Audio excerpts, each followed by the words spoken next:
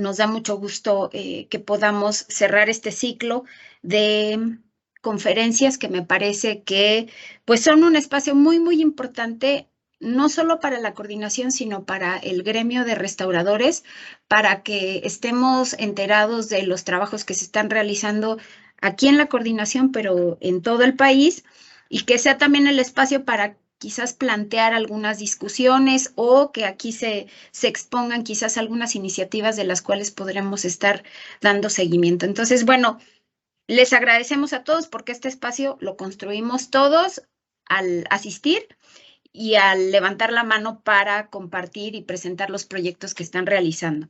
Entonces, bueno, en ese sentido, un especial agradecimiento a quienes han tomado la iniciativa de exponer sus trabajos, las actividades que están realizando, y a todos los que estamos del otro lado escuchando las presentaciones y bueno, también participando con preguntas y algunas reflexiones en torno a las líneas de investigación o los trabajos que se están realizando. Pues muchísimas gracias a todos. Vamos a arrancar este foro con una exposición que van a hacer Armando, Daniel y Perla sobre la ponencia que nos presentan. Se llama Del Laboratorio a la Conservación, Actividades 2022, Laboratorio Códice. En lo que van compartiendo su presentación, voy a leer muy, muy brevemente una síntesis curricular de los tres. Y bueno, les recuerdo que tratemos de apegarnos a los 20 minutos que tenemos allí de tiempo de exposición para que después sí podamos tener tiempo de una pequeña tiempo para preguntas y alguna discusión que se plantee. Armando Arcinega Corona es responsable del Laboratorio de Conservación, Diagnóstico y Caracterización Espectroscópica de Materiales, Códice, de la CNSPC. Estudió química y la maestría en ciencias químicas en la Universidad Nacional Autónoma de México. Ha participado en proyectos de conservación desde el 2013 de bienes culturales arqueológicos, históricos y obra moderna bajo resguardo del INAH. Se ha especializado en la caracterización de materiales culturales y de conservación mediante técnicas analíticas no invasivas ni destructivas, así como en el desarrollo de metodologías de aplicación, monitoreo y evaluación de tratamientos de conservación. Actualmente trabaja en equipos multidisciplinarios orientados a la investigación aplicada a la conservación. Daniel Meléndez García es ingeniero químico y maestro en ciencias e ingeniería de materiales por la UAM, Unidad Azcapotzalco. Desde el 2016 se ha especializado en la síntesis de nuevos materiales para consolidación de roca. En ese mismo año realizó una estancia de investigación en la Universidad de Cádiz en el grupo de investigación TEP 115, procesado de nuevos materiales vía Sol-Gel. En 2019 se integra al equipo de trabajo del Laboratorio Códice, en donde apoya las líneas de investigación en caracterización de bienes patrimoniales mediante técnicas espectroscópicas, realiza síntesis, caracterización y evaluación de productos consolidantes para roca silícea, participa en el estudio de envejecimiento de materiales y brinda asesoría técnico-científica en proyectos de conservación-restauración. Y finalmente, Perla Telles Cruz es ingeniera química por la UAM, Iztapalapa. Desde el 2013 trabaja aquí en la Coordinación de Conservación, donde se ha especializado en análisis de materiales provenientes de obra del patrimonio cultural mediante técnicas analíticas destructivas y no destructivas, desempeñándose en el área de investigación para la conservación. Ha colaborado en diversos proyectos dentro y fuera de la coordinación, ha participado en congresos nacionales e internacionales y actualmente forma parte del equipo de trabajo del Laboratorio de Códice. Me da mucho gusto presentarlos a los tres y les cedo la palabra. Muchas gracias. Hola, muy buenos días. Bueno, les vamos a presentar un poco del trabajo que hemos llevado en este laboratorio durante este 2022. Este año que inició incierto, ya que no sabíamos cómo se iba a desarrollar la pandemia. Afortunadamente ya tenemos una nueva normalidad al 100%. Y pues bueno, los miembros del laboratorio iniciamos este 2022, como muchos de mis compañeros, contagiándonos de COVID, pero seguimos adelante. Antes que nada,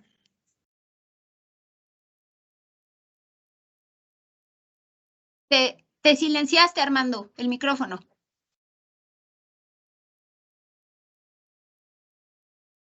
¿ya?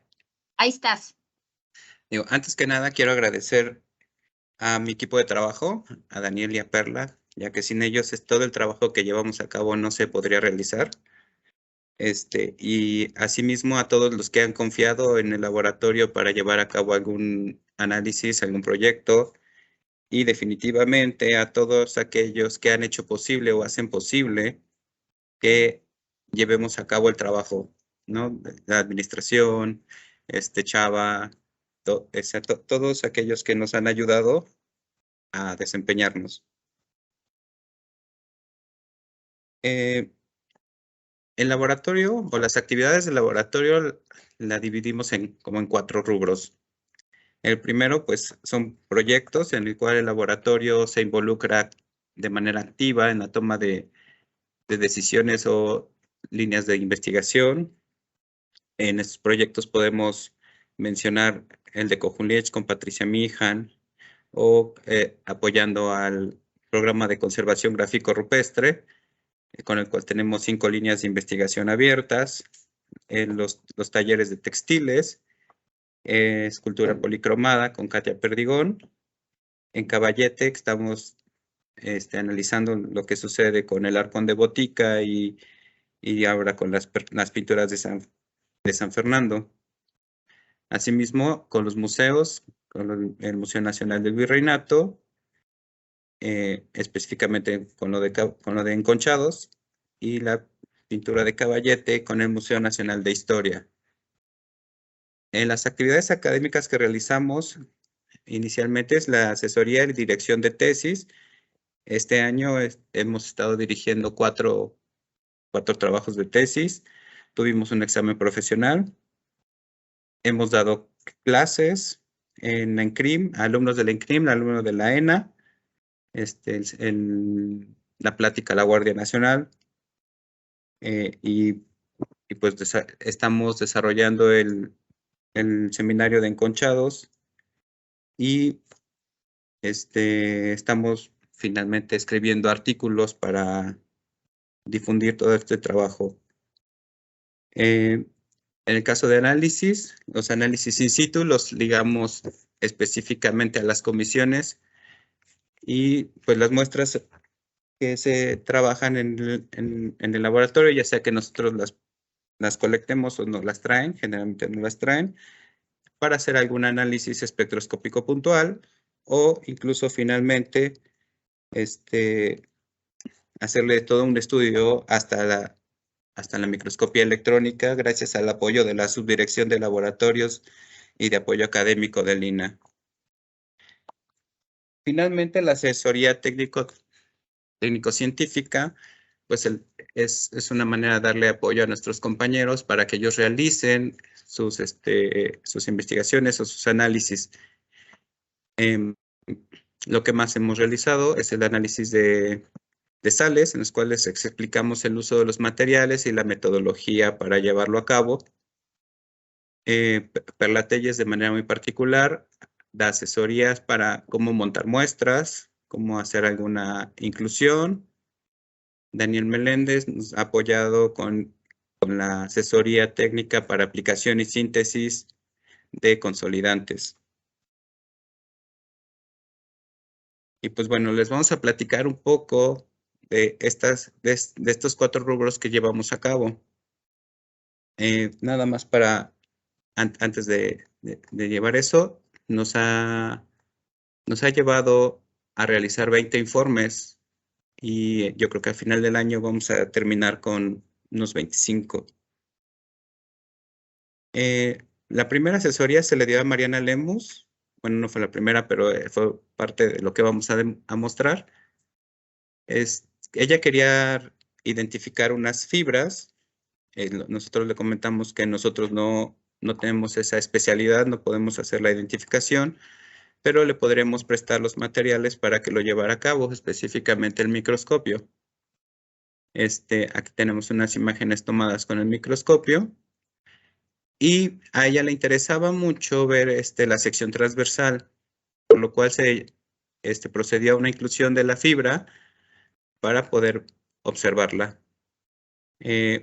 Todas estas asesorías técnicas también nos ayudan a evolucionar en nuestra manera de tratar las muestras, ya que como observamos en la imagen central, pues la fibra se ve muy poquito y se nos ocurrió hacer una tinción para que la proteína se pintara, y es justo la micrografía que tenemos en la parte inferior, en la cual podemos ver perfectamente la sección transversal de estas fibras que ya fueron teñidas. De análisis in situ, específicamente nos pidieron colorimetría en 3 casos. Aquí lo que observamos es la banda celestial del templo Motmotencopan, algunas muestras de pintura mural de Ekbalam y una pintura del escape que se trabajó en el Seminario Taller de Restauración de Arte Moderno y Contemporáneo de la ENCRIM. Y en estos 3 casos nos estaban pidiendo el registro del color. Cuando hacemos registro de color, pues entregamos una pequeña tabla, como la que tenemos aquí de ejemplo de Ekbalam, donde se entregan las coordenadas de color que se obtuvieron y una muestra de color de referencia.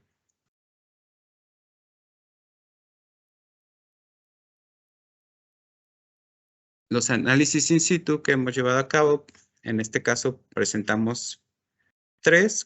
Uno es en el Museo Nacional de Historia, que hacemos fluorescencia rayos X. El primero es el enconchado, que está aquí en la coordinación, que estamos haciendo espectroscopía Raman, y la microscopía que se llevó a cabo en el Centro IN Aguascalientes. Entonces, toda esta serie de análisis son las que llevamos a cabo en campo y hacemos análisis in situ.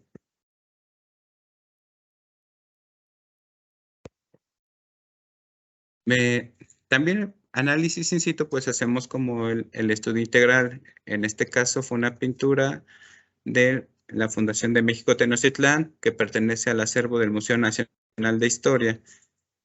Llevamos a cabo microscopía óptica, fluorescencia rayos X y reflectografía infrarroja.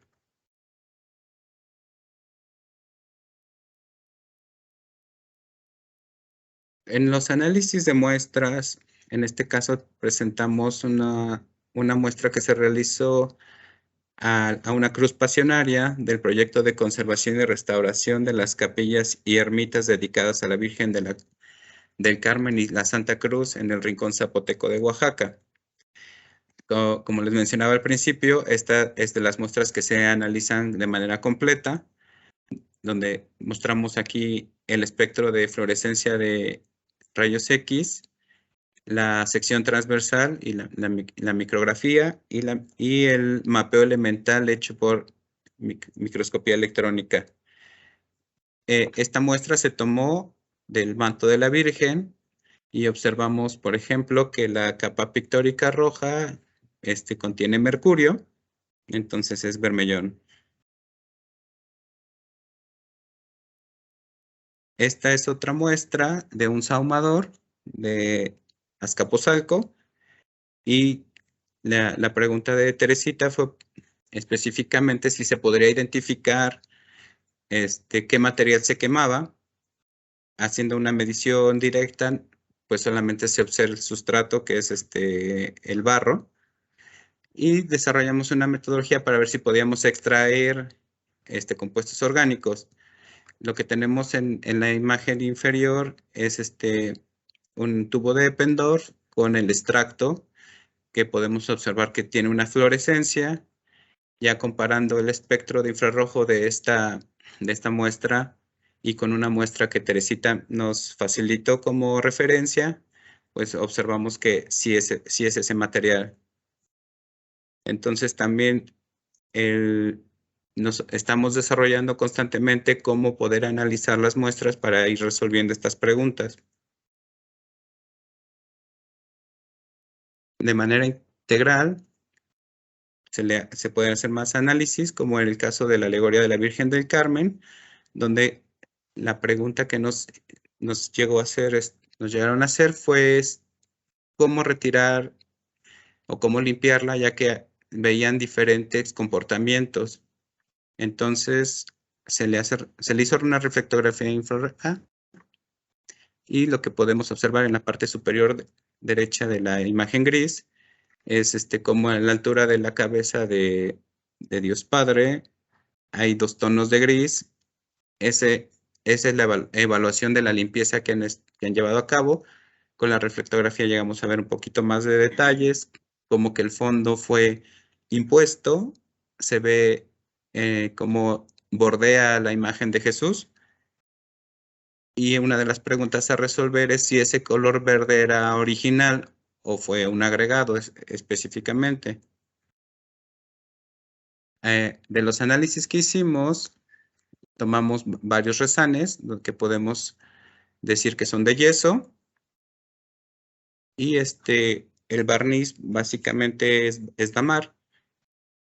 Pero la comparación sobre el color verde lo hicimos con la sección transversal, con esta imagen superior del verde, perdón, de una zona que estaba reintegrada y una muestra que se tomó abajo donde era el original. Podemos comparar esta capa pictórica verde con pequeñas cargas azules que se observa también en la imagen de abajo, pero en ningún momento observamos una imagen azul, ¿no? Que era lo que esperábamos ver, ya que es en la zona del cielo. Y lo que llegamos a concluir en este caso es que sí, que el fondo siempre fue verde.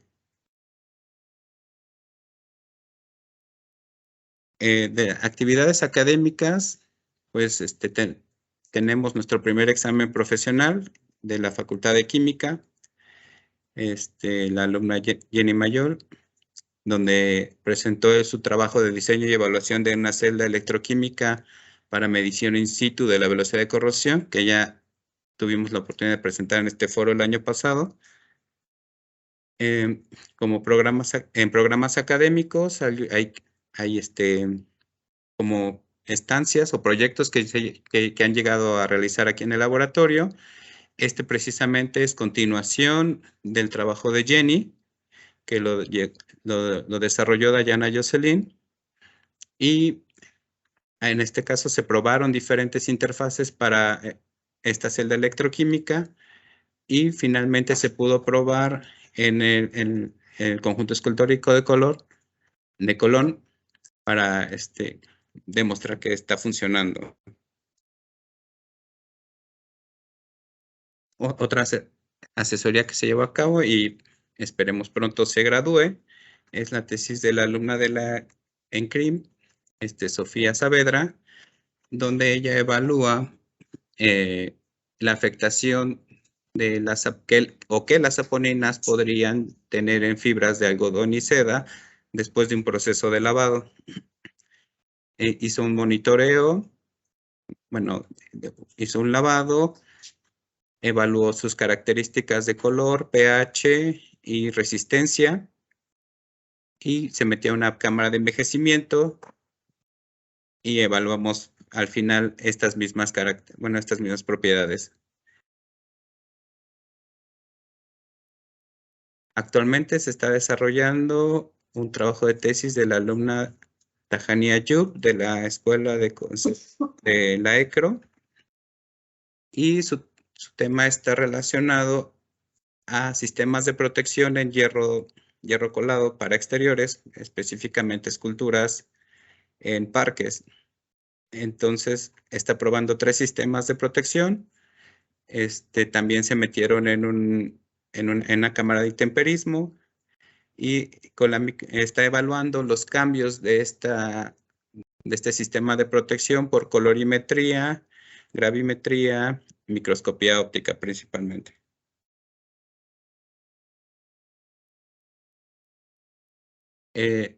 Estamos apoyando en el proyecto de limpieza del vestido de la Virgen. o de la reina. Este trabajo ya lleva un rato. Estamos evaluando diferentes maneras de limpiar o quitar el color, un color verde que apareció aquí abajo. Y finalmente estamos en una etapa en la cual estamos probando o probamos desde geles y finalmente estamos probando una cama de succión para que la fibra tenga el menor tiempo de humectación posible. Estamos evaluando los cambios por microscopía y por colorimetría.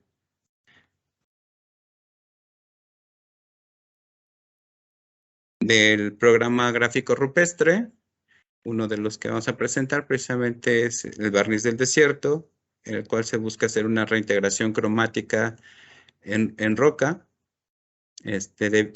debido precisamente a grafitis in situ. Entonces se descubre la roca nueva y la idea es reintegrar el color original. Este proyecto lo está liderando Daniel Meléndez y ha estado haciendo diferentes pruebas y evaluando con colorimetría los cambios de color de las probetas, desde su aplicación hasta desde la síntesis hasta la aplicación y evaluación con diferentes condiciones. En el castillo de Chapultepec, desde el 2016, tenemos un proyecto de caracterización de pintura caballete. Este año fuimos a analizar el biombo de la Conquista, que fue convertido en pintura, y el biombo de la muy noble y leal Ciudad de México. Este era un biombo que se separó en algún momento y ahorita ya son dos piezas diferentes. Ambas o la misma pieza está atribuida a Diego Correa. De manera paralela estamos estudiando El pueblo de Santa Fe, que es una obra firmada por Diego Correa, y lo que queremos hacer es una comparación material de estas tres piezas ya para dar elementos que soporten la atribución a Diego Correa. Y pues finalmente del proyecto o el seminario de enconchados, este año recibimos a la doctora Yayoi Kagumura, experta en la CAS y la circulación de objetos asiáticos por Nueva España y Europa. Hicimos una presentación en el Museo Nacional Virreinato. Ella dio una conferencia en el Franz Mayer, donde los miembros del seminario nos integramos. Y aunado a como consecuencia de estas reuniones, pues acordamos que sería muy prudente estudiar otros enconchados, incluso muebles, y de ahí surge la idea de estudiar el enconchado que se encuentra ahorita, el enconchado de Huejotzingo, que se encuentra ahorita en la coordinación. Entonces a ese enconchado se le hizo reflectografía infrarroja, espectroscopía Raman, microscopía óptica, se colectó una muestra específicamente del ropaje del niño y pues ya se le habían hecho radiografías, entonces vamos a hacer un estudio comparativo de todo esto. Y yo sé que ha sido muy poco lo que hemos demostrado hoy. Pido disculpas por todos los trabajos que no hemos presentado, pero la verdad el tiempo es muy poquito y ha sido un año intenso. A todos ustedes les agradezco su atención. Queremos agradecer de manera particular al ingeniero Mario Monroy, que nos ha ayudado con la microscopía electrónica de barrido. Y pues a ustedes por su atención.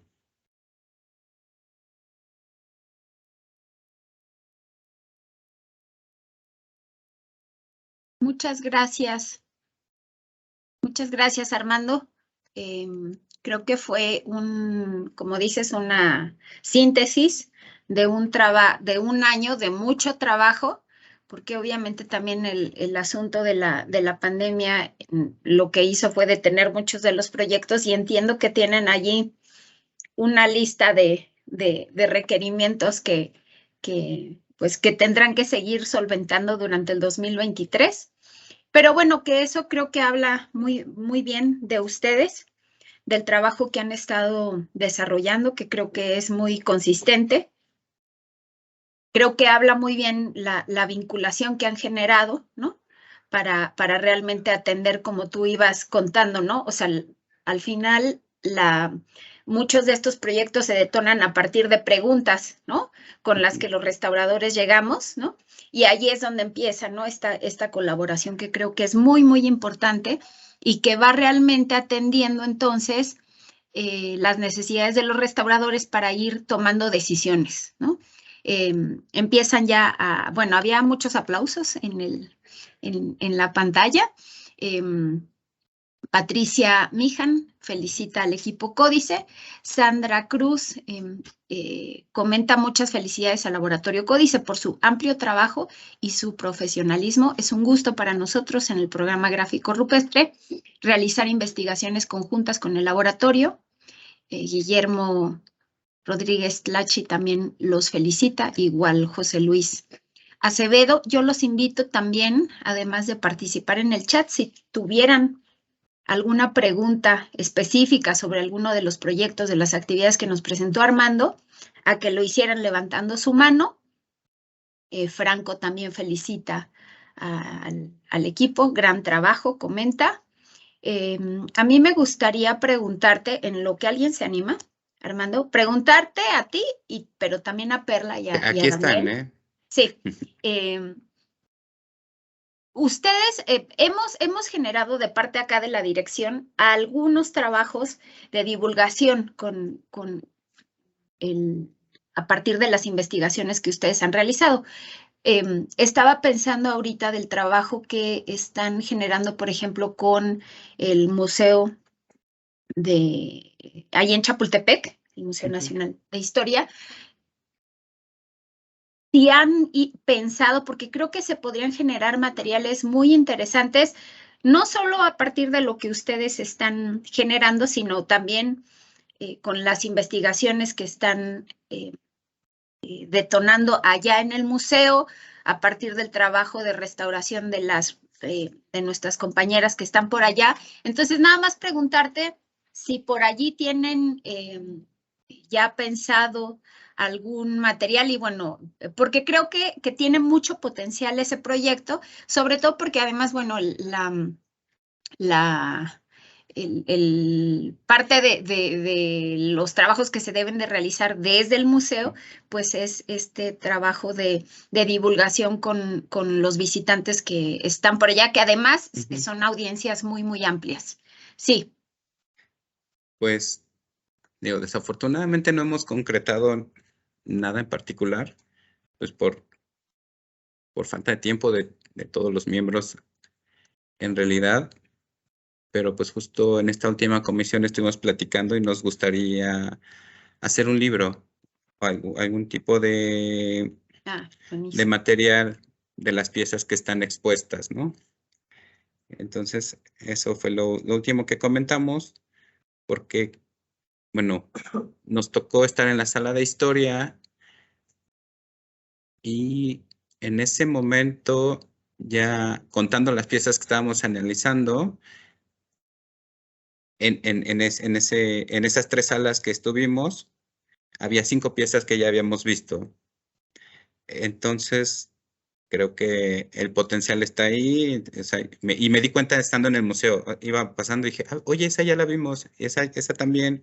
Entonces, pues creo que al museo le interesaría también pues tener un material de esas características.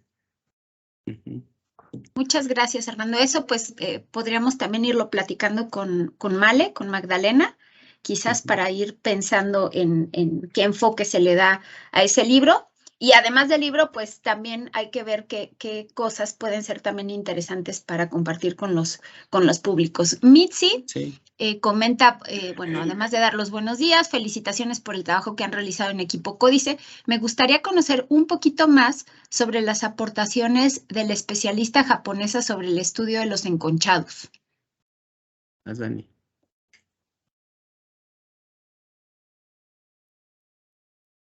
Bueno, nosotros la invitamos a que conociera nuestro trabajo. Desde su perspectiva, le parece que el trabajo que estamos realizando no se está realizando en otro lado. Entonces nos invitó primero a publiquenlo ya, o sea, publiquen porque esto es muy importante, ya tienen un gran avance, su manera de trabajar ya la tienen sistematizada, entonces ya avanzaron mucho. Ella nos recomienda estudiar otros enconchados, o sea, muebles, por ejemplo, o sea, no la pintura enconchada, sino otros elementos que tuvieran incrustación de concha, porque pues evidentemente la manera de trabajarla tiene que ser similar, ¿no? Y fue la experiencia que tuvimos con ella. Armando, entiendo que, o sea, es esto que comentabas del seminario de enconchados, o sea, ¿se realizó solo un par de días o ya la idea es que se convierta en un seminario de discusión permanente? Ahora ya es un seminario de discusión permanente. Es muy Nos importante. reunimos una vez al mes, dependiendo también las agendas, pero más o menos una vez al mes nos estamos reuniendo. Muy bien, muy bien. Ana Berta, creo que hay dos manos levantadas y no las había podido ver. Denme un segundito. Levantó la mano Daniel y después le daría la palabra a Ana Miramontes. Ya platiqué. Hola. A ver, sí, Daniel, adelante. A ver, déjenme ver si puedo poner mi cámara. Ya, aquí estoy. Pues sí, un poco complementado lo que dijo Armando, pues la experiencia que tuvimos con esta doctora fue pues realmente muy enriquecedora, ¿no? Porque nosotros empezábamos a estudiar la obra desde el punto de vista material. Sin embargo, incluso hablando con las historiadoras, sí teníamos muy claro que estas obras tenían cierta línea hacia lo asiático, no era como lo más característico. Pero también teníamos otras dudas acerca de la técnica, porque es una técnica que se desarrolló en México.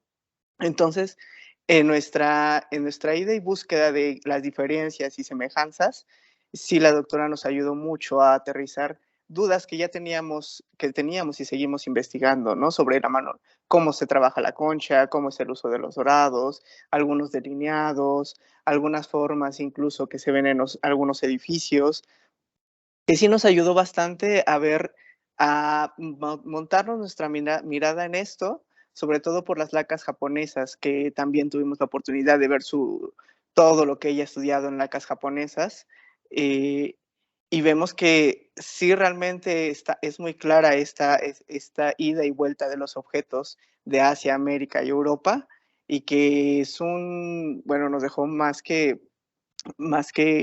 con la mirada hacia allá, ¿no? Hacia dilucidar cómo es a tener, como a escarbar más en la técnica desde la manufactura de cómo trabajas la concha hasta cómo pintas la concha, ¿no? O sea, todos esos estratos es en lo que nos estamos ahorita ya evocando para poder, pues, tratar de explicar toda la manufactura de la técnica que nace en México. Muchísimas gracias, Daniel. Muy importante esas observaciones que hiciste. Gracias. Adelante, Ana. Muchas gracias, Thalía. Bueno, pues los laboratorios son una parte importantísima de la Dirección de Conservación e Investigación.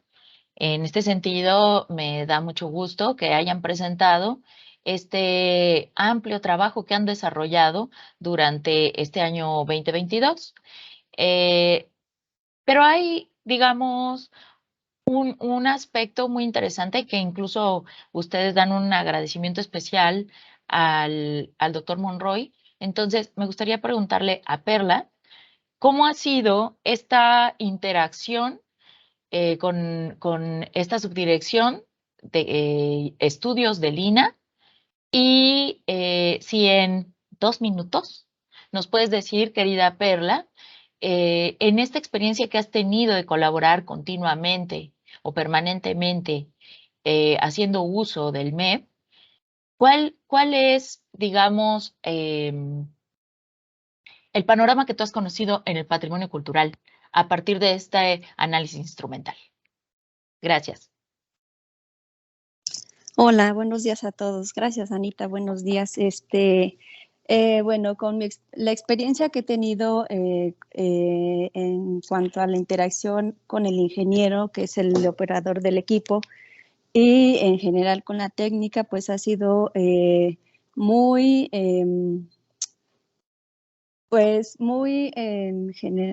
perdón, se me fue la onda. Muy buena, pues en general, muy buena, porque además estando allí en las sesiones, el ingeniero al mismo tiempo se vuelve en una discusión en la que él aporta sus conocimientos que ya tiene sobre el operar el equipo, sobre algunas muestras, porque al final es un equipo, es un laboratorio de servicio como lo somos nosotros, y va infinidad de gente, ¿no? De investigadores del INAH, de todo tipo, así como de otras universidades. Entonces, yo creo que sí es muy, pues ha sido muy, muy bueno. Ha aportado muchísimo a la información, por supuesto. Aprendes a utilizar a ver de una manera diferente la técnica, no solamente hacer como análisis por áreas, sino mapeos elementales, que eso al final te complementa en la información y te va ayudando a descifrar otras ciertas interrogantes que en ese momento no tenías planteadas, ¿no? En general creo que ha sido pues eso. Se aporta demasiado el ingeniero. Yo creo que no se podría llevar el trabajo de microscopía electrónica de barrido obviamente sin su apoyo, porque ya que hay que mencionar lo que es solo el equipo este equipo es el único que tiene el INAH, y que está en la subdirección de laboratorios y apoyo académico del INAH, en Moneda, en la calle de Moneda. Y al final es un servicio que está abierto al público, y que cualquier usuario que sea del INAH o no puede solicitar el apoyo, y el ingeniero siempre es muy amable, es muy flexible para dar el servicio. Espero haber respuesto tu pregunta. Muchas gracias. Gracias, Perla. Pues creo que estamos cerrando su presentación.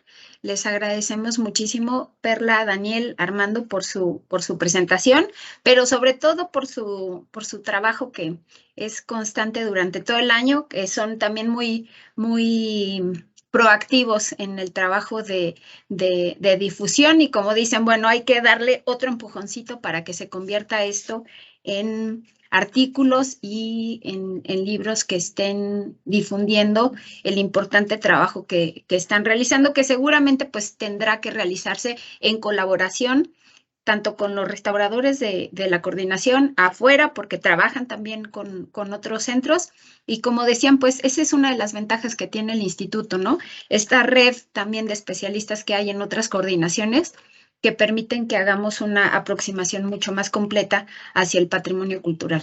Pues muchas gracias a los tres. Les agradezco muchísimo por su tiempo, por la síntesis de lo que han estado realizando, y ahora les voy a dar la palabra a Moisés y a Saraí, que van a estar con nosotros. Espero que ya anden por allí, que puedan prender sus cámaras. Ellos nos van a hablar sobre un interesante proyecto de investigación que se realizó para el control del heno bolita de la zona arqueológica de Teotihuacán. Hola Moisés, hola Saraí, es un gusto tenerlos el día de hoy acá con nosotros. Y bueno, antes de cederles la palabra, y en lo que van compartiendo pantalla para hacer su exposición, voy a leer las dos síntesis curriculares. Voy a empezar por Saraí. quien hizo esta tesis y después leeré la síntesis curricular de Moisés, que es quien trabaja aquí en la coordinación. Saraí Aguilar Salgado es egresada de la Universidad Nacional Autónoma de México, de la Facultad de Estudios Superiores Zaragoza. Hizo su licenciatura en biología en el área terminal en ecología. Actualmente está colaborando con el Laboratorio de Biología de esta coordinación de conservación para el control fitosanitario del heno bolita dentro de la zona arqueológica de Teotihuacán y está participando también en un seminario sobre las plagas de la Catedral Metropolitana en la Ciudad de México, prevención, control y erradicación. Y presento al biólogo Moisés Rodríguez Ibarra. Él es un biólogo egresado de la Universidad Simón Bolívar, México, adscrito al Laboratorio de Biología en el área de investigación de la Coordinación de Conservación. Es especialista en control y erradicación de fauna y flora fanerógama, colonizadora de los monumentos históricos y zonas arqueológicas en México. Es corresponsable e integrante de proyectos de investigación sobre biología aplicada a la conservación con énfasis en el control de insectos. También ha participado en artículos de publicación científica en el Boletín Oficial del Instituto Nacional de Antropología e Historia. Actualmente está trabajando ya desde hace varios años en el ex convento de Huaquechula, Puebla, que es el primer inmueble bajo custodia de INAH que se encuentra libre de flora y fauna nociva. Les agradecemos muchísimo a Moisés y a Saraí por esta propuesta de conferencia que vamos a tener el día de hoy y les cedo la palabra a los dos. Muchas gracias por estar con nosotros. Hola, ¿qué tal? Buenos días. Bueno, pues voy a dar inicio al proyecto titulado Control del heno bolita, Tillandsia recurvata en la zona arqueológica de Teotihuacán. Voy a empezar con, pues, ¿qué es el heno bolita? El heno bolita es una planta que pertenece a la familia Bromeliaceae. Dentro de esta familia está el famoso heno también que se pone en los nacimientos, ¿no? Entonces, bueno, es parte de esta familia. El nombre científico es Tillandsia recurvata. Y pues bueno, es una especie reportada en México como epífita. Del lado derecho podemos observar una imagen en la cual se presenta la morfología de esta Tillandsia. Tenemos de la letra A a la E, me voy a ir en ese orden, más o menos hacer la descripción. Tenemos las hojas, tenemos un pedúnculo el cual va a contener las inflorescencias y el fruto y pues bueno, finalmente unas raíces.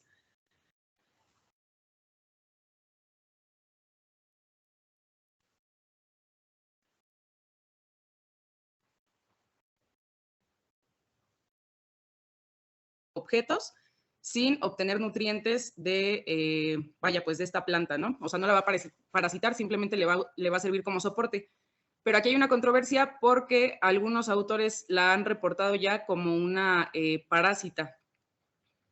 ¿Por qué? Porque, pues bueno, aquí en un trabajo realizado en la Universidad de Coahuila, así resumido, se cortó una rama de un mezquite de la especie Prosopis levigata y vamos a centrarnos en la imagen del centro. Se realizaron otros dos cortes, el primero de ellos sin la presencia de Tillandsia recurvata y el segundo de ellos con la presencia de Tillandsia recurvata.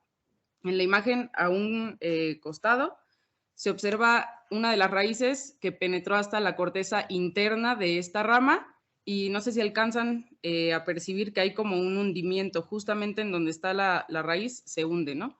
Y bueno, del lado izquierdo está la sección de donde no está Tillandsia recurvata y se hizo una tinción con safranina para lograr observar estos puntitos que son los vasos funcionales, los cuales van a ayudar al transporte del agua, ¿no? Entonces, básicamente lo que menciona el autor es que este flujo de agua va a ir de exterior a interior, digamos que de arriba hacia abajo, y como podemos observar, pues hay bastantes de estos vasitos. Caso contrario a la imagen que tenemos del lado derecho, en donde así rápidamente que podemos observar, pues que estos puntitos disminuyeron bastante, ¿no? O sea, quiere decir que los vasos del flujo del agua disminuyeron considerablemente con la presencia de Tillandsia recurvata. Y no solo eso, sino que el autor también menciona que este patrón del flujo literal, pues se volvió loco porque en lugar de ir de arriba hacia abajo, más bien iba del lado contrario, de abajo hacia arriba, de izquierda a derecha, etcétera. O sea, hubo una modificación en el patrón de este flujo de agua. Por otro lado, tenemos una tesis de la Universidad de Querétaro en la que pues la finalidad era saber cómo se podía eliminar o controlar atilancia recurvata. Entonces, vamos a prestar atención sobre todo como en la apariencia del heno. Para el primer caso tenemos que se aplicó un fungicida de cobre y la autora menciona que no le hizo absolutamente nada al heno bolita, ¿no? En el segundo caso, un herbicida tampoco le hizo absolutamente nada.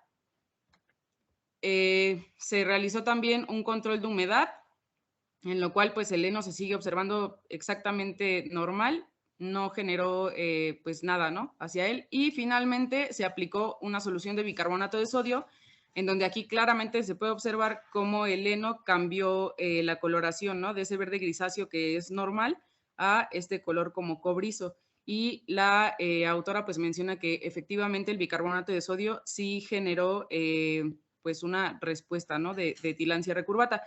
Esto no nada más está reportada en esta tesis, también la reporta el INIFAP, está reportado por la Universidad de Chapingo, en este caso pues Querétaro, también por la Universidad de Coahuila, ¿no? Y la UNAM también.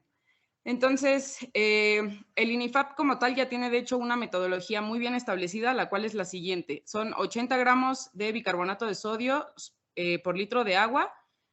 Antes de aplicar esta solución hay que realizar una poda de la rama de las ramas que estén mayor colonizadas, la extracción manual de las borlas del heno bolita y finalmente de esta solución. Pero aquí algo importante, un dato que hay que tener en cuenta es que son 2 aplicaciones con un intervalo de 15 días entre una aplicación y otra y reportaron un porcentaje de mortalidad del 72.4%. Este dato nos va a servir para lo siguiente que voy a explicar.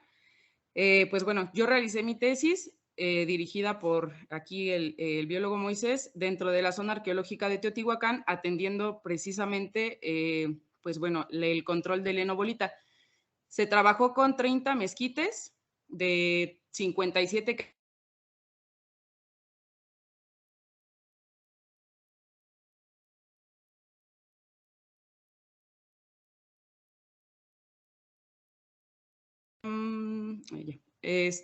pues bueno, ¿qué fue lo que se realizó? Con base en lo reportado del uso del bicarbonato de sodio, la finalidad fue pues buscar un tratamiento que fuera más efectivo para evitar la poda y pues todo lo que menciona el INIFAP que hay que hacer, ¿no? O sea, algo como más práctico. ¿Qué se realizó? En la siguiente gráfica tenemos los senos marcados y el número de tratamientos. La población de 30 mezquitas se dividieron 6 en 5 tratamientos respectivamente. Pues bueno, el primero de ellos fue un testigo, en realidad agua. Obviamente pues no hizo nada. El segundo de ellos fue agua más bicarbonato de sodio al 10%, que no generó tampoco una mortalidad. El tratamiento número 3 es bicarbonato de sodio al 10% más canazol al 1%. Tampoco generó nada. Bicarbonato de para el tratamiento 4, perdón, bicarbonato de sodio al 10% más alcohol al 10%, que sí hubo una respuesta de mortalidad, el 64% me parece que era. Y finalmente el tratamiento número 5, el cual es bicarbonato de sodio al 10%, alcohol al 10% y finalmente pues canazol al 1%. Este tratamiento, bueno, de entrada, ¿por qué se implementó el uso del bicarbonato de sodio y del canazol? Estos 2 materiales pues son comunes en el área de restauración, no me voy a meter pues en esos temas, porque el alcohol va a permitir una apertura de los estomas de la planta, el canazol va a aportar cierta viscosidad a esta solución, permitiendo mayor adherencia del bicarbonato de sodio y al momento de, bueno, que se abren los estomas de la planta, ella va a absorber la mayor cantidad posible de bicarbonato de sodio y al ser una solución hipertónica, pues va a deshidratar y va pues a matar a la planta, evidentemente. Mencionaba que el INIFAP realizó 2 aplicaciones del tratamiento y en este trabajo de tesis se aplicó solamente este tratamiento, obteniendo el 74.2% de mortalidad. Pues bueno, aquí ya de manera física podemos observar en la imagen, este es un mezquite de los más infestados. como se pueden observar en las ramas. De hecho, ni siquiera hay crecimiento foliar, está completamente plagado por el heno y pues bueno, esto fue despuesito de haber aplicado el tratamiento. A los 30 días acudimos a la zona para determinar el porcentaje de mortalidad y como se puede observar, el heno cambió completamente la coloración y también pues la apariencia, se ve así como no acolchonado, ¿no? Como apachurrado y de hecho al tacto tronaba literal así como un chicharrón. Y por ejemplo en las ramas en donde no se apreciaba crecimiento foliar, pues es posible ver nuevos brotes pues aquí de las hojas. Esto fue por el trabajo vaya de tesis, pero no nada más dentro de la zona, pues hay mezquites, ¿no? También estamos hablando de un matorral xerófito y para ello le voy a ceder la palabra al biólogo Moisés. Muy buenos días a todos. Como les comenta la bióloga Saraí, después de haber obtenido los resultados de su tesis, procedimos a presentar resultados al director de la zona arqueológica y junto con un cuerpo colegiado con la Facultad de Estudios Superiores de Zaragoza y con unos asesores de Chapingo, se procedió a continuar con lo que es el tratamiento del enobolita, ya en grandes dimensiones. ¿Por qué? Porque recordemos que la zona arqueológica como tal es un producto de una sucesión ecológica y lo que vemos es una vegetación secundaria. Esa cubierta vegetal que presenta actualmente la zona arqueológica es la protectora de los vestigios arqueológicos soterrados y expuestos. Los soterrados porque las raíces, mediante esa colonización masiva que presentan, protegen lo que son los vestigios que se encuentran soterrados, y los expuestos mediante la generación de microclimas. Recordemos que todas las plantas tienen un microclima y generan microclimas de establecimiento y generan esas condiciones idóneas de condiciones tanto de humedad como de temperatura para proteger su entorno. Entonces esa es la cubierta vegetal actual protectora que tiene la zona arqueológica de Teotihuacán. Lo que estamos viendo ahorita está representada por dos especies. Lo que vemos es la primera, la Vimosa bioncífera, o comúnmente conocida como uña de gato, la yuca, la que también conocida como palma, Prosopis laevigata, que es una especie en peligro de extinción en la región. De las 169 hectáreas que tenemos en la zona arqueológica, solamente tenemos 57 ejemplares. Tenemos también a Casa farnesiana, que es el huizache. Tenemos la Opuntia tomentosa, que es el nopal chamacuero. Y tenemos la tuna moradilla, que es la Opuntia itiacantha. También tenemos lo que es Opuntia stratocantha, que es nopal cayagual, el pirul, también que está considerado como una especie lelopática, también le afecta al enobolita. Tenemos al palo dulce, tenemos también lo que es la montenosa tomentosa, que es el zopatle, la Opuntia robusta y el Senecio precox, que es mejormente conocido como palo loco. ¿Y qué vemos? La infestación del enobolita en todo el matorral. No ha discriminado ninguna planta, sino el enobolita llega arriba por mediante sus semillas que son dispersadas vía aérea, se establecen en la corteza externa de la planta, empiezan a emerger como plántulas. Los vemos ahí, observamos en el círculo las plántulas y también vemos en el otro extremo la tilancia recurvata con la formación de inflorescencias para la dispersión de semillas y vemos el ejemplar de huizache muerto. A ese grado está llegando ahorita de acabar con las plantas. Estamos perdiendo grandes extensiones del matorral xerófito dentro de la zona arqueológica a causa de esta planta. Como vemos, de las especies mencionadas anteriormente del matorral son agresivamente parasitadas y con el riesgo de extinción. Quedan completamente los árboles muertos de pie. O sea, no es un problema que se presente en nada más ciertas ramas, no. La mayoría ahorita de todos haciendo un análisis y revisando un análisis estadístico mediante una prueba de Kruskal-Wallis y todas las pruebas estadísticas pertinentes, encontramos que la infestación oscila desde un 30 hasta un 92% de infestación por enobolita en todas las plantas de la zona arqueológica. Vemos que no discrimina, como les comentaba, también coloniza las opuntias, las parasita, coloniza los órganos también que están presentes en parte del jardín botánico y como cercas vegetales dentro de la zona arqueológica, También algunas coníferas que se encuentran dentro del área del museo también ya están muertas, ya están parasitadas, y después de que llega esta planta a parasitar estos árboles, también permite que otros organismos oportunistas, ya sea como insectos, lo demás, lleguen y parasiten y terminen acabando con la vida de la cubierta vegetal actualmente existente.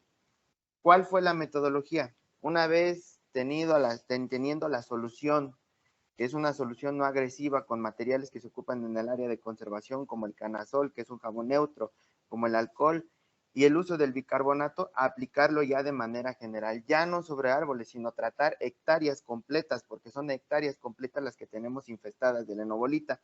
Esto con el apoyo de la zona arqueológica y con el apoyo de la coordinación se adquirieron 2 equipos de uso forestal, que son estas 2 parihuelas que tienen mangueras de 100 metros y tienen aspersores forestales para aplicarlos completamente sobre la copa, porque los árboles tienen una copa de entre 10 a 30 metros, y toda la infraestructura que se tuvo que mover, camiones, pipas, todo para poder hacer este tratamiento en las áreas más urgentes. Aquí tenemos el equipo y aquí tenemos regularmente se aplica en un bote de 200 litros la solución. En el primer área, que fue la primera área urgente a tratar, fue en el polígono de la conjunto de la Plaza de la Luna, del lado oeste, que es una área que tiene 3.49 hectáreas, que la mayoría parte del matorral estaba ahí muriendo y se le aplicó, fue la primera área que se realizó el tratamiento. Después tenemos el segundo polígono del grupo 5, que se encuentra entre los restos arqueológicos del Palacio de Xala hasta lo que es el conjunto de la calle que entronca con San Martín de las Pirámides, donde encontramos gran cantidad de árboles muertos de pie ya. Nada más llegamos ahora sí a eliminar la planta parásita, porque bueno, pues queda el árbol muerto, pero todavía sigue la planta dispersándose. Tenemos lo que es el tercer polígono, que es el conjunto cerca de las plataformas externas de la pirámide del Sol, que es otra área muy crítica, ya que ahí la mayor parte de los árboles que se encontraron tienen un 90% de infestación por enobolitas. Si ustedes lo ven ahí en las imágenes, prácticamente ya hay árboles tanto de pirul, huizache, mezquite, palo dulce, opuntias, todos tienen enobolita.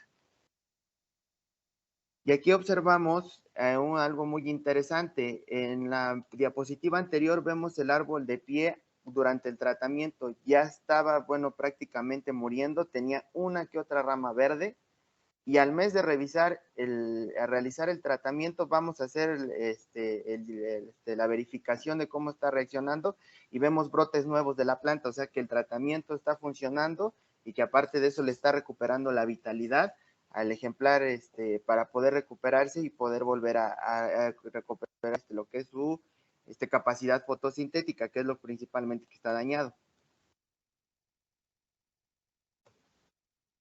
Después tenemos el cuarto polígono, que es el polígono norte, que es el del otro lado, en el lado oeste de la pirámide de la Luna, donde también tenemos un grupo de árboles de huizache, mezquite, que se encuentran sobre vestigios arqueológicos, que también se encontraban gravemente infestados por Tillandsia recurvata. Y también una parte y un área muy importante que ya se encontraba y que era de riesgo incluso para la población, era lo que es, los visitantes que van a la zona arqueológica, es el jardín botánico y el área de visitantes y lo que se llama el museo escultórico. ¿Por qué? Porque ahí regularmente todas las ramas que estaban cargadas de enobolita ya estaban a punto de colapsarse, entonces tuvo que hacerse ahí un saneamiento forestal, quitando las plantas, las ramas ya secas, y aplicando la solución de bicarbonato y retirando los ejemplares que ya estaban muertos. ¿Por qué? Porque recordemos que es la imagen de la zona arqueológica, que la gente toma esos sitios para ir a tomar como de descanso, y nosotros no sabemos en qué momento pueda desprenderse esa rama y causar un accidente, o que un árbol completamente de pie, ya muerto, se desprende, ya que no tiene ya raíces de sostén vivas, y pueda caer sobre un visitante o un vehículo que se encuentre ahí. Y la última área, que es lo que es el sexto polígono, que es la ribera del río San Juan, que es otra área que se encuentra con gran cantidad de árboles, también parasitados, que también se hizo el control fitosanitario tanto del arbolado urbano, porque ahí está mezclado, como con matorral xerófito. ¿A qué me refiero a arbolado urbano? Al arbolado que fue introducido en los años 70, 80, como eucaliptos, algunas coníferas, algunos sauces que plantaron ahí para hacer un intento de reforestación. En total, actualmente vamos, lo que es el año, van 14.1 hectáreas tratadas de las 269 de la zona arqueológica. No todas tienen vegetación, hay que restarle toda el área de vestigios arqueológicos expuestos, las calzadas, las pirámides, que no contarían, pero ya es un avance hasta ahorita el que se ha hecho para ir controlando los mayores núcleos donde se encuentra propagada esta planta, que está reportada como epífita, pero se está volviendo parásita, y es el misterio. ¿Por qué? Decían los cianos en el cuerpo colegiado, ¿por qué una planta que biológicamente nada más va y se ancla y ahí cumple su ciclo de vida en los árboles, está matándolos? La causa es muy simple. Recordemos que ya con todos estos fenómenos, y hay un artículo donde las bromelias están reportadas como plantas que son bioindicadoras de cambio climático. Cuando sucede un cambio climático, ellas son las primeras que lo resienten. También hay artículos que mencionan que la vegetación es la primera que resiente el cambio climático. Cualquier cambio de temperatura, humedad, es la vegetación la primera que lo va a resentir y lo va a manifestar. Ya lo estamos viendo en Teotihuacán. Haciendo una revisión histórica de las fotografías que tenemos aquí en el laboratorio de biología desde los años 80 hasta la actualidad, empezamos a ver el crecimiento exponencial del heno bolita a partir del año 2014. Revisando las cifras históricas de clima que se encuentran disponibles en la base de datos de la Conagua y lo demás, vemos que a partir del año 2019 la temperatura del 2016 en adelante empieza a subir la temperatura a 0.8 grados. Y actualmente en el año 2019 subió 1.19 grados, y con eso también empezaron a tener problemas de sequía, los ciclos del agua fueron cambiando.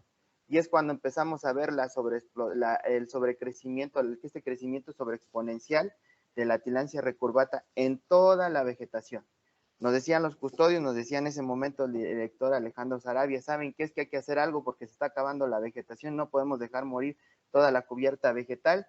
Y hasta la fecha, ahorita ya con el trabajo científico, con el trabajo administrativo y todo lo que se ha realizado, ya estamos combatiendo, ya estamos encontrando la solución para ir contrarrestando este crecimiento y poder salvar el matorral xerófito, porque es lo que está haciendo, salvar y sanear al matorral xerófito, que está protegiendo tanto los vestigios arqueológicos, tanto lo que es generando microclimas de establecimiento, y también, pues es también un área de los pulmones que se encuentra de las zonas de la región. Recordemos que ahorita Teotihuacán, con el crecimiento del aeropuerto Felipe Ángeles y todo eso, que Felipe Ángeles está a 14 kilómetros de la zona arqueológica, hay un crecimiento demográfico espeluznante.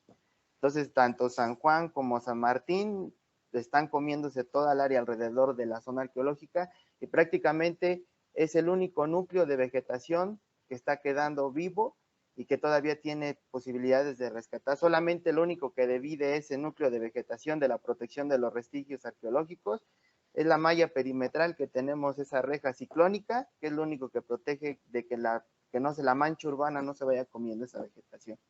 Pues de mi parte sería todo. ¿Alguna duda, alguna pregunta? Estamos abiertos a resolverla. Muchas gracias.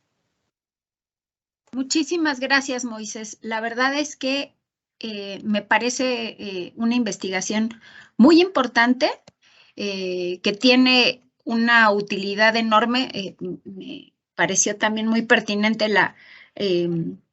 pues la aclaración que nos haces, ¿no? Porque parecía, bueno, toda esta explicación que nos diste de las afectaciones que indirectamente van a tener al matar a los árboles, y después la protección que estos terminan haciendo con los núcleos arqueológicos.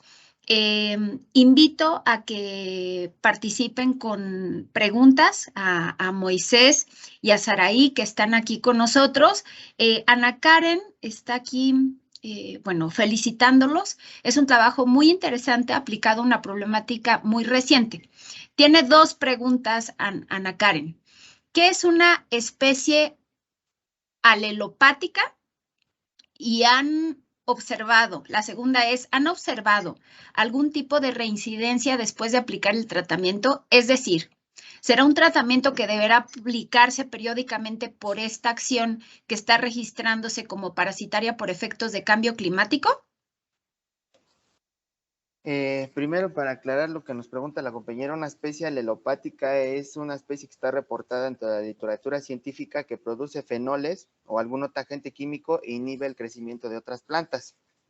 O sea, recordemos que las plantas en el subsuelo y en el exterior traen una guerra química, entonces no se llevan todas con otras, o sea, siempre pelean su territorio. Hay unas que hay diferentes, o sea, hay relaciones biológicas negativas, positivas, entonces eso hay que regularlo.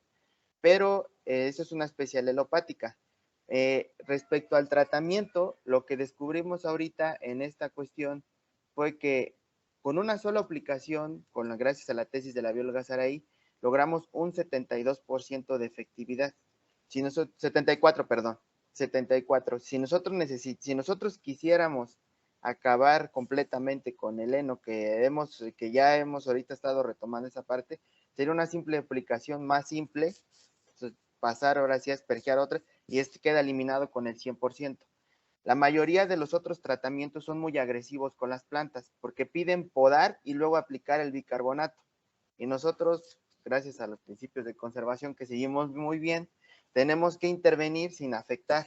Entonces, ¿cómo es? No voy a quitarle a la planta y la voy a podar. Es como si a un enfermo que ya tuvo una quimio, lo someto a otro tratamiento más agresivo, pues lo voy a terminar matando. Entonces hay que evitar eso. Entonces lo que nosotros hicimos fue dejar las ramas que estaban vivas, secas, aplicamos el bicarbonato y la dejamos ahí y vimos una recuperación. Como lo mencionó la bióloga, ¿por qué? Porque ese parasitismo, más bien biológicamente está nombrada como pirata nutricional, porque se roba los nutrientes de la planta.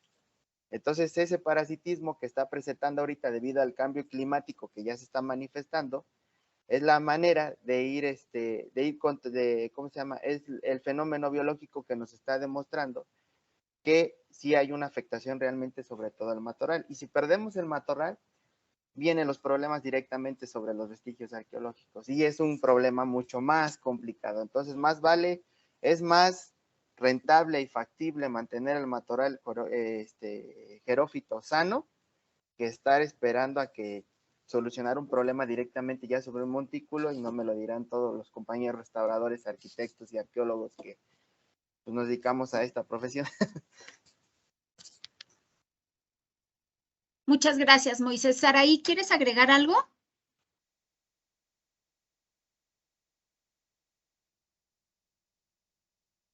No, ok, muy bien. Bueno, le agradezco muchísimo a Ana Karen por su pregunta, que refleja también los estudios que ha realizado Ana Karen. Valeria, felicitaciones por esta investigación aplicada a la conservación, y nos pregunta, ¿han observado otras bromelias que estén mostrando este comportamiento?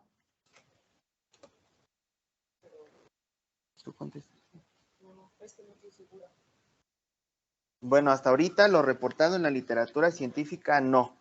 Tillandsia recurvata es la principalmente, lo comúnmente llamado henobolita, la que se ha reportado desde Coahuila, Sonora, recordemos que el matorral xerófito representa creo el 62% de parte de los ecosistemas del país.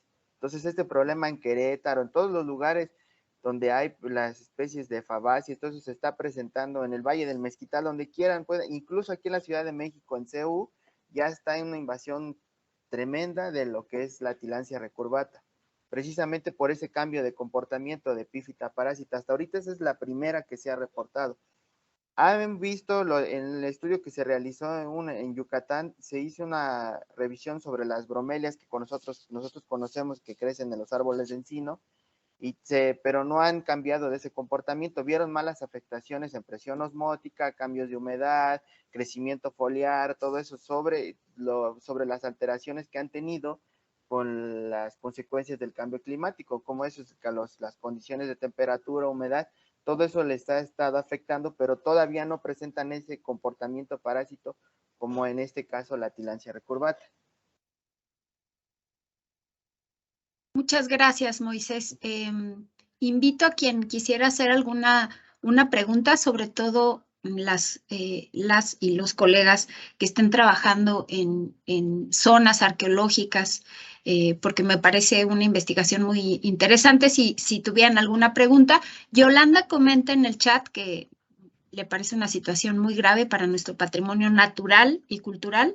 Y bueno, sugiere si es que se puede pedir apoyo a UNESCO para un patrimonio en riesgo. Y un poco vinculado a lo que Yolanda nos comenta, la verdad es que pues me parece muy interesante también este acercamiento que tienen con el director de la zona arqueológica, ¿no? Porque evidentemente, pues esto implica un proyecto ya institucional para atender esta problemática no solamente como nos fuiste mostrando, ¿no? En las distintas áreas que comprenden la zona arqueológica, pero lo que yo creería, ahorita Berta levantó su mano, le doy la palabra, lo que yo creería es que, pues, tiene una aplicación enorme. La verdad me parece una investigación muy, muy importante y yo creo que todos agradecemos la realización de investigaciones pues que están atendiendo a las problemáticas que se viven actualmente y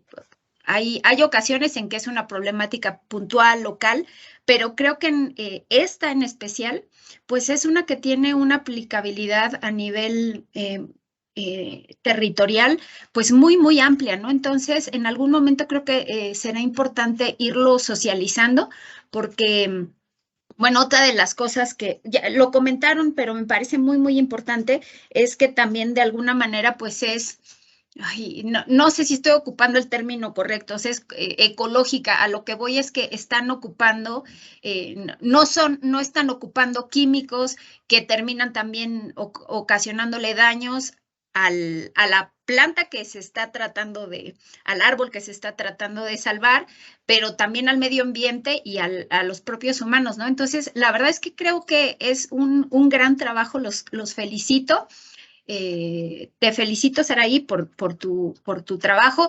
Creo que sería muy bueno que se publique, o sea, quizás tener un artículo para poder difundir más este trabajo. Y a ti, Moisés, pues por estar promoviendo, ¿no? Esta vinculación de parte de las líneas de investigación que salen del instituto con los jóvenes que están realizando sus estudios de titulación. Yolanda los felicita, Mario Molina, que está como invitado, felicita a Moisés y a Saraí. Hace una pregunta, pero se las voy a hacer, pero le voy a pedir que a Berta, no, les hago la pregunta después y le doy la palabra a Berta, que anda por allí. Sí, ¿qué tal? Pues realmente es un trabajo muy, muy importante porque tiene que ver con la parte pues de conservación que incluye toda la parte no solamente de bienes culturales, sino también toda esta parte del contexto que aquí claramente se ve que se afecta. Una de las cosas que me parece que es fundamental de la información que nos acaban de dar es que prácticamente la presencia del enobolita es como un indicador de que realmente está el cambio climático ya entrando con más fuerza. Esto hace que las medidas tengan que ser en varios campos, no solamente la aplicación de algo que puede eliminar o por lo menos quitar en las plantas que tenemos el enobolita, sino realmente establecer, retomar las recomendaciones que se está haciendo para evitar el cambio climático. Se tendría que ver esta aplicación que hay de los acuerdos internacionales para tratar de bajar las condiciones de cambio climático en el área. Es muy complicado porque desde un punto hacer que todo ese contexto cambie es bastante complicado. Y además tendríamos que ver, no sé si proceda algún fortalecimiento de las plantas que están ahí. O sea, no se están viendo, o sea, así como cuando vamos al médico y una de las cuestiones es que no solamente tomamos los antibióticos, sino que también tomamos algo que nos fortalezca y que suba las defensas a las plantas. No sé si esto también aplique en la parte de plantas, la parte biológica, y bueno, más bien queda como pregunta, y no sé si líneas de investigación para poder trabajar sobre eso y que pues sea como mucho más efectivo. No sé si planteé bien la situación, y sí me parece que es un campo que sí se tiene que trabajar muchísimo más. No sé qué me puedan decir tanto Moisés como Saray.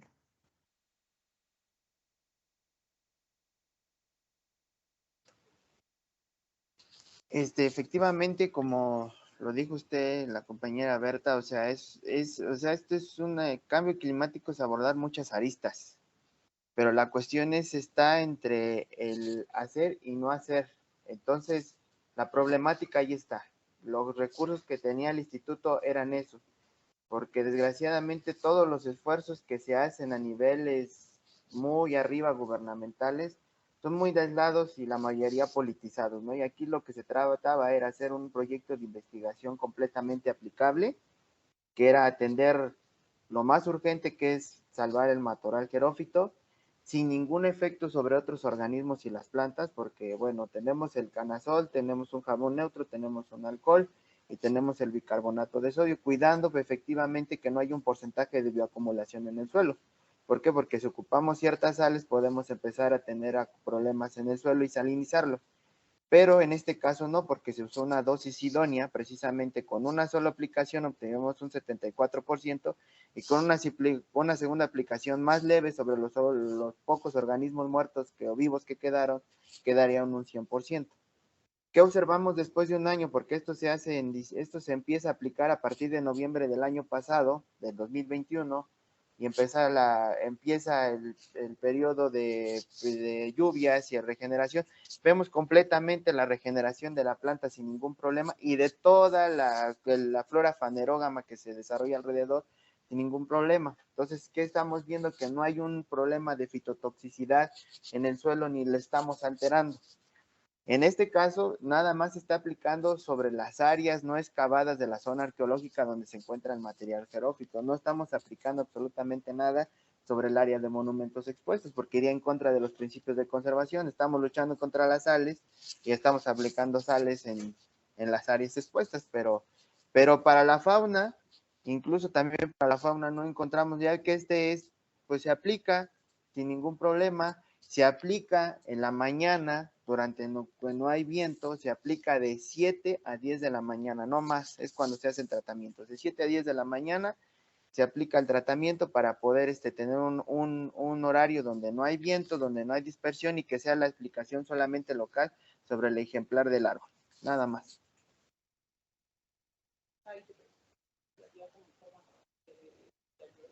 Muchas gracias. Sí, tenemos un programa, tenemos un proyecto de conservación de monumentos de zonas arqueológicas para ayudar ayudar a la vegetación, como reintroduciendo la vegetación nativa. ¿Por qué? Porque se pierde, pero no se reintroduce. Se va perdiendo la cobertura vegetal.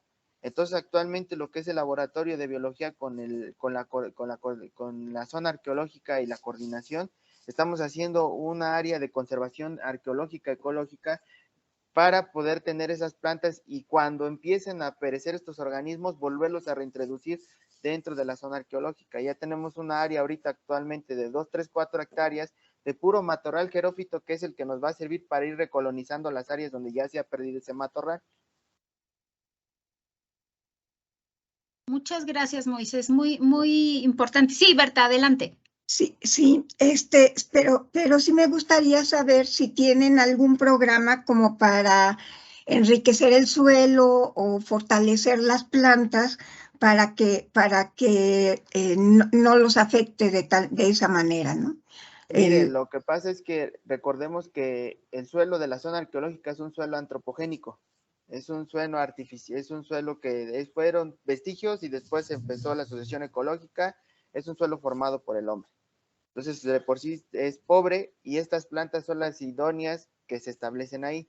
Entonces, lo que ahorita estamos con lo que es el área de ecología vegetal de la FES Zaragoza, nos está apoyando con el uso de las micorrizas, que son hongos, los cuales nos ayudan a establecer estas plantas con mayor efectividad. Ya que el suelo es pobre y carece de nutrientes, necesitamos de otros organismos biológicos que nos ayuden a establecer estas plantas. Por esa otra parte, nos estamos apoyando con otras instituciones para ir haciendo precisamente esas acciones que usted nos pregunta, para ir fortaleciendo y ayudándole a las plantas a un mejor desarrollo y establecimiento. Y las micorrizas pues se encuentran de manera cosmopolita en todo el país, en todo el mundo. Entonces nada más es ayudarle a la planta a que obtenga mayor agua y nutrientes. Muchísimas gracias, Moisés.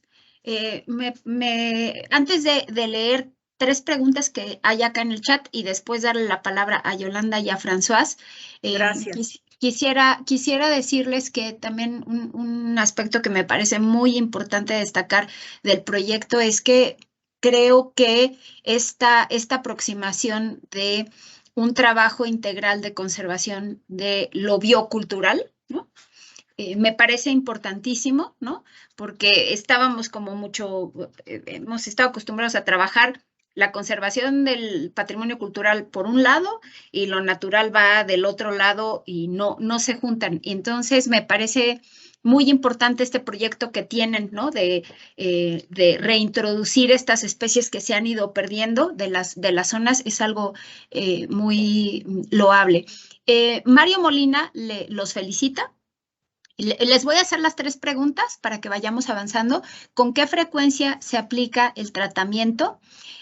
Por otro lado, Rosa Burgos, además de felicitarlos, les hace una pregunta que creo que medio contestaste, pero prefiero volverla a hacer, que habría que considerar a futuro evaluar si hay algún efecto de la aplicación del compuesto aplicado en el suelo o sus organismos indicadores bajo los árboles tratados, ya que el bicarbonato de sodio sí se esperaría que tuviera efecto. Y la tercera pregunta de Jorge Andrés Morales, a quien saludamos también, es ¿qué riesgo tiene para la fauna del área? Ok, bueno, pues el tratamiento, como lo mencioné, se aplica una vez y tiene una efectividad del 74%. Para que tenga el 100% de efectividad sería necesario aplicarla una segunda vez y pues básicamente la idea sería, pues erradicar la planta en la zona, ¿no? Porque aquí el problema es que la semilla se dispersa por el viento. Entonces, pues es muy fácil, o sea, por ejemplo, no sé si han llegado a ver el heno, que no nada más está en otras plantas, sino que se ve incluso en los cables de la luz. Y es muy fácil entonces que se disperse, ¿no? Empieza el periodo de dispersión y vuelve a colonizar otras pues plantas. Entonces aquí la idea más bien justo es como el tratar a toda la vegetación y que se elimine al 100% para que pues no se siga propagando, ¿no? Entonces, bueno, respondiendo sería ¿con qué frecuencia? Pues básicamente 2 aplicaciones, esperando que se erradique por completo.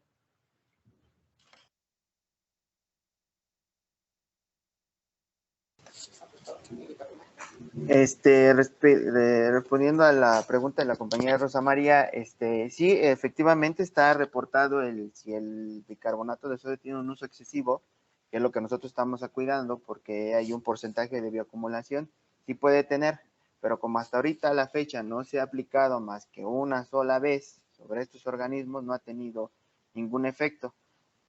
Regularmente ahorita los núcleos que estamos atacando son núcleos donde la infestación ronda entre el 60 y 70%, como ustedes lo vieron en las imágenes, casi lo que se puede encontrar gran diversidad de cantidad de enobolita, como tal, la fauna, la que hemos observado no ha cabido, porque hemos tenido abejas, hemos tenido ahí algunos, no la hemos dañado, después de que aplicamos el tratamiento, volvemos a la semana y siguen cumpliendo sus funciones vitales. No es invasivo para ellos, ya que el blanco no es,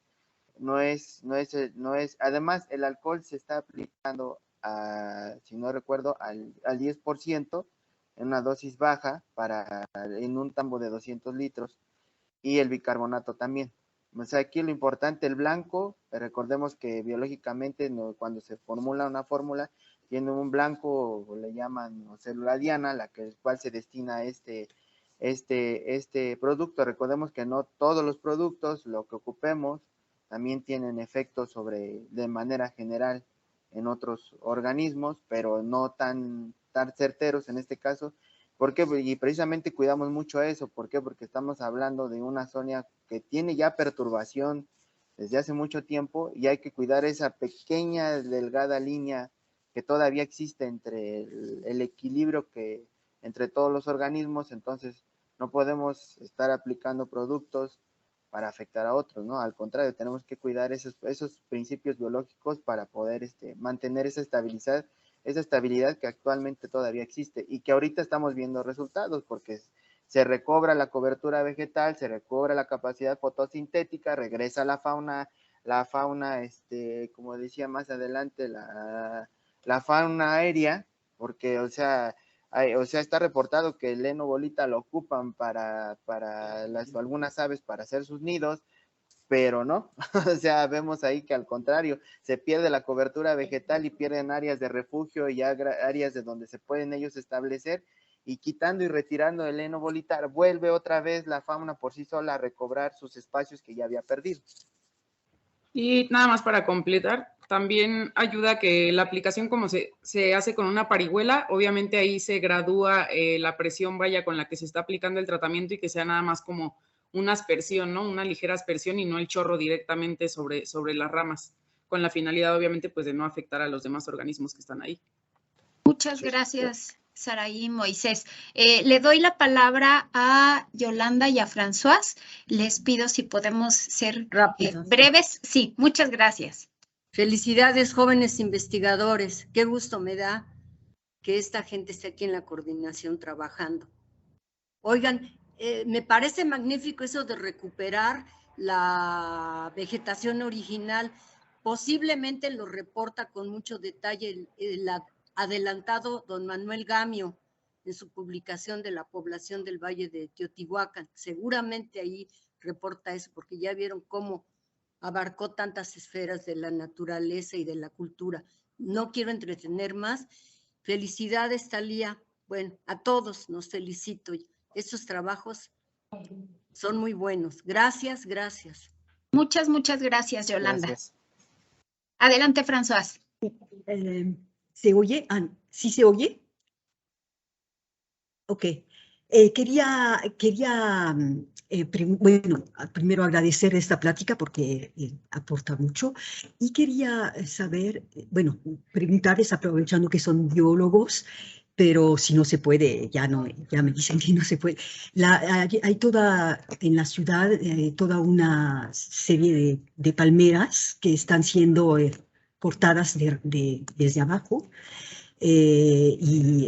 y bueno, eliminadas porque se ve que están todas secas.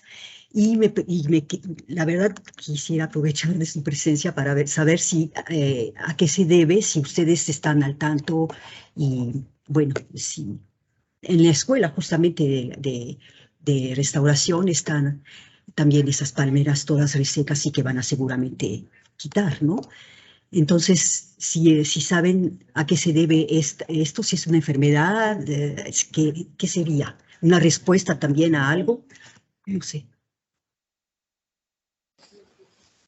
Respondiendo a la pregunta de la compañera, sí son varios patógenos, son los coleópteros y también son hongos los que, o sea, por le digo, llega un hongo, la parasita y después llegan otros coleópteros que son organismos oportunistas y matan. Aquí en la coordinación el año pasado tuvimos la muerte de la mayoría de las palmeras y después de hacer el diagnóstico pues vimos que era un hongo y después una serie de coleópteros que llegó a comerse lo que es la parte central del fuste de la palmera. Entonces tuvimos que derribarlas porque aquí nuestra coordinadora pues estuvo acudiendo a las autoridades competentes, pero pues desgraciadamente pues en pandemia pues era muy difícil que nos hicieran caso. Es un problema que está actualmente el INIFAP abarcando, pero lo está abarcando pues yo creo que con una marcha muy lenta, porque pues las palmeras se siguen muriendo y este problema va a seguir dispersándose y va a seguir afectando completamente la cuestión de las palmeras. Nuestra línea, o por lo menos en lo que el doctor Pablo nos ha inculcado a mí y a Saraí, es de si está la solución en nuestras manos, hay que hacerlo. ¿Por qué? Porque si esperamos que otro lo haga, nunca lo van a hacer. Esa es la cuestión. Y si quiere uno que haga las cosas, pues las tiene que hacer uno. Aquí lo vimos, por ejemplo, también ven otro problema muy común, no lo salgamos aquí afuera, vemos el muérdago, la lorantácea, que es otra planta parásita que está afectando completamente a todos los árboles, y que aquí nuestra mora que está fuera del taller de papel ya nos la estaba matando, y hace 5 o 6 años le dimos su tratamiento y jamás vuelto a otra vez a infestarse otra vez de la lorantácea. Y es un problema, o sea, si nos podemos ahorita hablar de tantas fitopatologías, pues nunca vamos a acabar. Pero, sí. O sea, pero es ahora sí que lo poco o las pocas acciones que se han hecho, se han tratado, pues son certeras para pues, salvar lo que tenemos alrededor. Y como le decía yo a la maestra Talia, bueno, en el caso de las palmeras, pues sí, ya es un problema que tendría que ser institucional, porque es la Ciudad de México y no nada más hay palmeras en la Ciudad de México, sino también en el Estado de México y en otras áreas, donde pues hay que abordar el problema de todos los frentes, no nada más, como le estamos haciendo en Teotihuacán, no nada más en manchones, sino ya irlo de manera general, atendiendo todas las necesidades. Sí, mi pregunta sobre todo es de ver que ese fenómeno es apenas reciente en cuanto a las palmeras. Sí y no, porque las patologías siempre se presentan, nada más que algo debe de haber causado que hubo un crecimiento exponencial, porque tiene una causa de origen. Muchas gracias. Bueno, la causa, quién sabe, ¿no? Algo no sabemos. Todavía no. Es decir, bueno, que hay otras. Que mi humilde conocimiento es lo que le puedo yo explicar. Sí. Bueno, muchísimas gracias. Gracias. Sí. Y para ya cerrar este segmento, Norma los felicita y felicita también al doctor Pablo, ¿no? Que ha estado también aquí presente y e impulsando estos trabajos. Dice que es un excelente trabajo. Y una pregunta muy puntual. ¿En qué periodo debe realizarse el tratamiento y si consideran que hay una época mejor para ello o es indistinto? Hay 2 preguntas más, pero les pediría que, creo que solo una de Beatriz Urbieta, si por favor la hacen en el chat porque pues ya nos extendimos y quisiera que fuéramos cerrando esta sesión. ¿Cuál es la época idónea que nosotros estamos aplicando el tratamiento? Es en temporada de secas. ¿Por qué? Porque si se aplica en temporada de lluvias, nos sometemos al fenómeno de lixiviación, que es que cuando llueva, el bicarbonato se vaya a los suelos y empieza a generar una contaminación. Entonces, lo que lo aplicamos es en la época de secas, que empieza de noviembre a más tardar abril, que es donde estamos haciendo ahorita los tratamientos, para poder, o sea, que sea efectivamente el blanco, el heno bolita, y lo seque completamente. El heno bolita no se va a caer, se va a quedar sobre la planta, sobre lo que le llaman, se me fue el término biológico, donde se establece, el forofito, que es donde se establece, y esta es la época idónea, de noviembre, que es la temporada final de lluvias, a máximo abril, que es cuando empiezan las primeras lluvias del próximo año. Bueno, ahora ya no sabemos porque ya las lluvias son irregulares, ¿no? También puede llover en febrero, en marzo, ¿no? Pero esa es la época idónea para aplicar en temporada de secas. Muchas gracias, Moisés. Beatriz Urbieta, si haces tu pregunta súper concisa y la respuesta también cortita, por favor.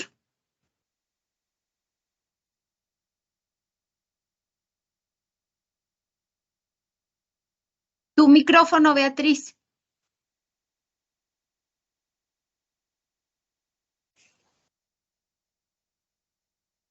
Todavía no, creo que no la escuchamos, ¿verdad, a Beatriz?